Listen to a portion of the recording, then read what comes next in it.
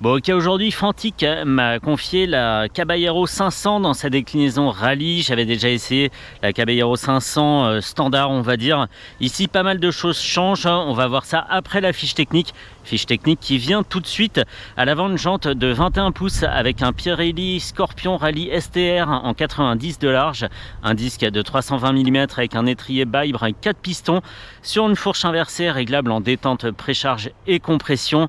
Un très beau réservoir vert de 12 litres pour un mono de 463 cm3 avec 44 chevaux à 8000 tours et 42 Nm à 7000 tours, associé à une boîte 6, une selle à 860 mm de haut. Est-ce que je vais réussir à monter dessus? C'est pas sûr. Une moto qui pèse 150 kg à sec avec un pneu en 140 de large sur une jante de 17 pouces et un disque de 230 mm avec un étrier simple piston pour 7690 €. C'est 600 € de plus que la Caballero 500 standard, et pour ces 600 € supplémentaires, on a une jante de 21 pouces au lieu d'une jante de 19 pouces. On a 200 mm de débattement à l'avant et à l'arrière au lieu de 150. Mécaniquement, il n'y a rien qui change. On a 28 cm de garde au sol au lieu de 24 et une selle qui se retrouve mathématiquement à 4 cm plus haut. Très bien, c'est à peu près tout. C'est à peu près tout, de la LED à l'avant, à l'arrière, sur les clignotants, un TFT, et on regarde ça tout de suite. On va rouler, c'est parti. N'est-elle pas jolie dans ce coloris vert? Ça lui va très bien. La fourche, tout ça, c'est nickel.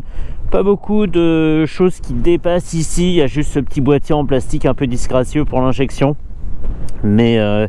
Mais sinon, c'est plutôt bien rangé là-dedans. C'est cool. Parfait. Je sais pas si c'est toujours l'espèce de semi-injection à carburateur, là, le truc un peu bizarre qu'il y avait sur les Fantic Caballero 125. Mais on va voir si ça a du répondant. C'est très très joli et je saurais pas dire. C'est un TFT qui mime un cristaux liquide. C'est assez joli. J'ai eu un doute, mais en fait non, c'est bien un TFT rond, mais qui imite des affichages à 7 segments, un peu genre cristaux liquide justement. Là, faut bien la lancer au démarrage. J'ai calé déjà une fois. Faut pas hésiter à envoyer du gaz. Sur ce TFT justement, on trouve un indicateur de rapport engagé, la vitesse, une horloge, température, moteur, jauge à essence en pouf. Combien de segments? Il y a 2 segments rien que pour la réserve. Donc ça c'est bien. Le compte-tour tout là-haut avec une zone rouge qui commence à 10 000 et qui va jusqu'à 12 000. Le totalisateur, je crois que je l'ai dit, et on peut trip A, trip B, voltmètre, totalisateur. Et si on reste appuyé sur mode, on peut vraiment changer. Il y a un bouton mode, mais en fait il change pas les modes. Et c'est pas grave. On est vachement haut et très sur le devant de la machine. J'ai l'impression d'être assis sur la trappe à essence. Wow. Mais attends, c'est quoi? Il y a une valve qui s'est ouverte dans la boîte à air ou quoi? C'est incroyable ce bruit. J'en veux encore. On va se faufiler un petit peu. La prise en main en ville comme d'hab. Et après on va aller sur l'autoroute / voie express. Pas de sortie en forêt aujourd'hui, il a plu énormément hier. Ça se passe bien, hein, nickel. Et donc c'est sûrement tout gras. Même si les Pirelli Scorpion Rallye STR font des miracles, je le sais pour les avoir essayés en conditions difficiles avec la T7. Aujourd'hui je vais pas tenter le diable. Ok, 4000 tours, c'est la frontière du fun, donc c'est bien. En dessous on est sur un petit filet de gaz, ça tracte bien. Ici on est en montée, la moto est en charge et on se préoccupe pas du rapport dans lequel on est, donc c'est bien. Avec 42 Nm de couple, c'est très très honnête.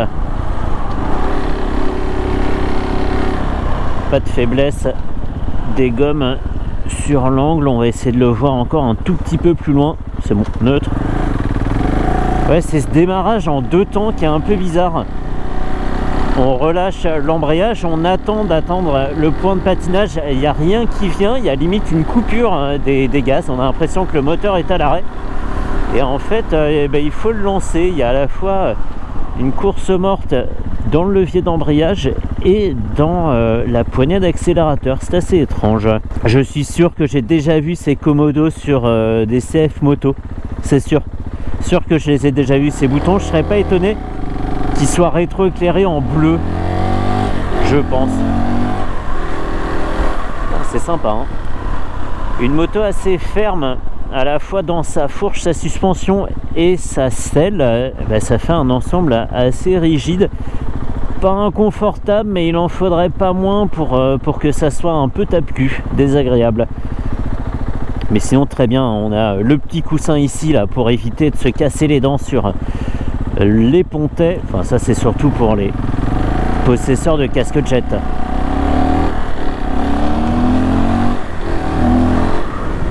J'adore. On dirait un peu l'explosion de puissance qu'on rencontre au régime sur les mécaniques de temps. Ça fait un peu ça, on s'attend pas à grand chose, on tourne et puis d'un coup, brap. Là, ici, là. Waouh, je me suis pris un caillou dans la tronche. Ouh. Mais je suis toujours là. Et moralité, je vais un petit peu vite ici, c'est pas grave, on repart sur le couple. Je suis pas descendu trop en régime, donc c'est bien. Ça tracte, c'est dingue. Avec une course ultra courte de la poignée d'accélérateur, une démultiplication qui est minime.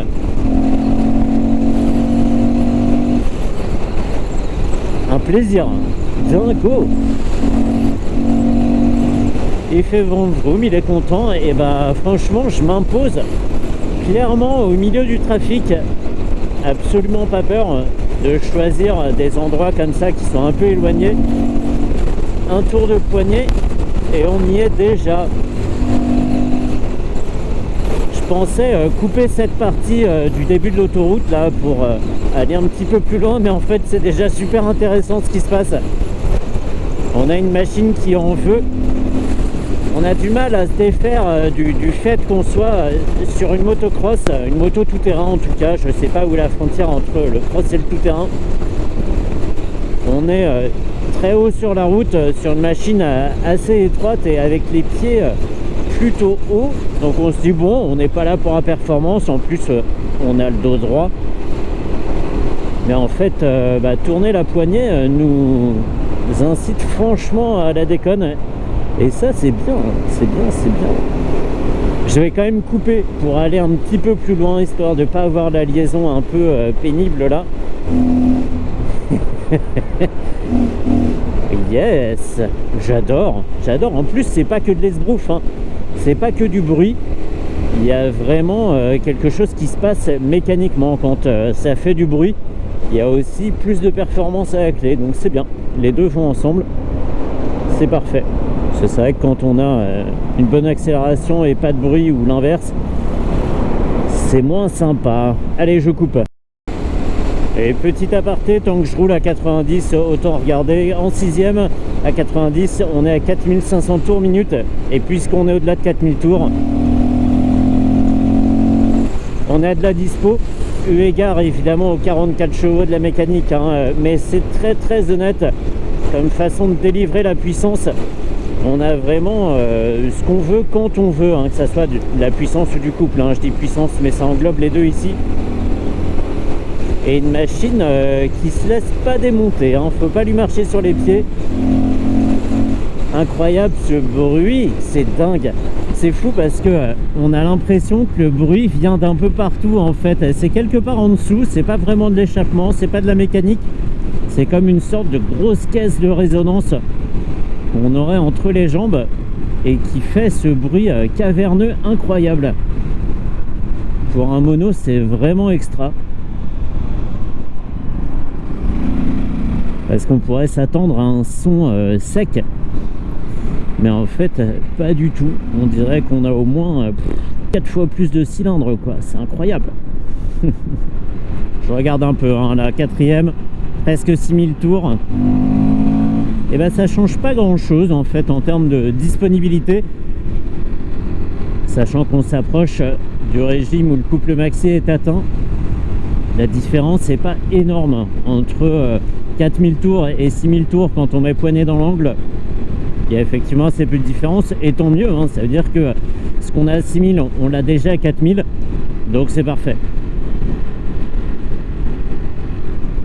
La 6e pour moins consommer. J'ai pas vu de consommation instantanée ni de consommation moyenne. Je pense que je les aurais vus. Tripa, trip B, voltmètre, ça n'a pas changé. Ok, on va rester sur le totalisateur. Et je dis bien totalisateur maintenant. Les chiffres du totalisateur sont un palindrome. Très bien. On va faire travailler le disque de 320 mm et son étrier 4 pistons. Ok, pas mal d'énergie dissipée dans la fourche. Je trouvais la moto un peu sèche. Et ben elle l'est, mais pas sur les freinages appuyés. On sent vraiment que tout s'évanouit devant là. On est en sécurité, mais il n'y a pas de mordant. L'endurance est là, mais c'est pas fantastique.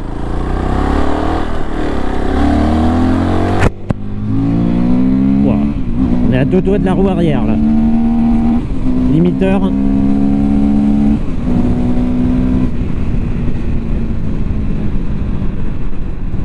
Nickel.